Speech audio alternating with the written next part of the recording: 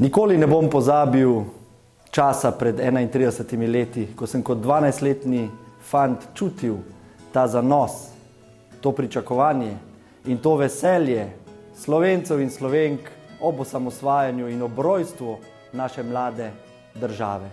Danes, po toliko desetletjih, stojim tukaj ponosen in hvaležen za vse može in žene, ki so takrat prevzeli odgovornost in šli v projekt, kateremu številni niso verjeli, oni pa so vedeli, imeli so pogum, zaupali so in si upali.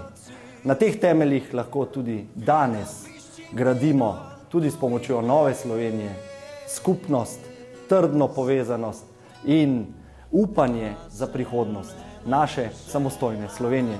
Vsem državljankam in državljanom želim ponosno in veselo praznovanje Dneva državnosti. Imam ljubezen